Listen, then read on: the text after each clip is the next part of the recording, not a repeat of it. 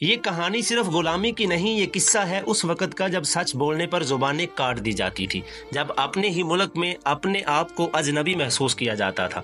Video کی جانب بڑھنے سے پہلے ایک چھوٹی سی گزارش ہے، اگر آپ سچ جاننا چاہتے ہیں، اپنی تاریخ کو سننا چاہتے ہیں تو ابھی سبسکرائب کریں وی این بائی بلال کو، کیونکہ یہاں ملے گا وہ جو کہیں نہیں ملتا۔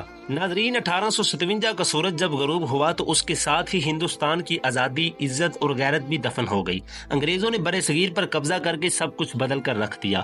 ہندو، سکھ، مسلمان تینوں ایک ہی سرزمین کے بیٹے، لیکن اب ان کے بیچ ایک دیوار کھینچی جا چکی تھی۔ یہ دیوار بندوق سے نہیں، دماغ سے بنائی گئی۔ مسلمان جنہوں نے سینکڑوں سال حکومت کی، اب ان پر شک کیا جاتا تھا۔ انگریزوں نے مسلمانوں کو ہر طرف سے توڑنا شروع کیا، زمینیں چھین لی، تعلیم بند، نوکریاں ختم، یہاں تک کہ لفظ مسلمان بھی جرم بننے لگا۔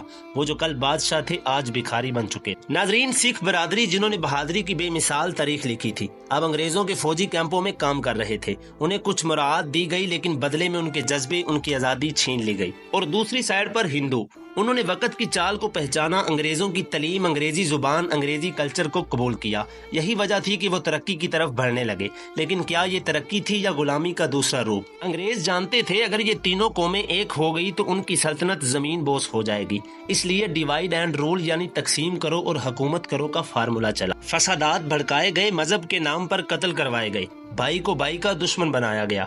وہ انگریز جو ہمیں کمزور سمجھتے تھے، انہی کی تعلیمی پالیسی نے ایک روز سر سید احمد خان، علامہ اقبال، بھگت سنگھ، مولانا عبدالکلام آزاد اور قائد اعظم جیسے لوگ پیدا کیے۔ وہ غلامی صرف جسم کی نہ تھی، وہ غلامی ذہنوں پر تھی، سوچوں پر تھی، اور سب سے بڑھ کر ہمارے اتحاد پر تھی۔ اگر آج بھی ہم نے اپنی تاریخ نہ پہچانی تو کل پھر کوئی انگریز کسی اور شکل میں آ کر ہمیں غلام بنا لے گا، کیونکہ جو قومیں اپنی تاریخ بھول جاتی ہیں وہ مٹ جاتی ہیں۔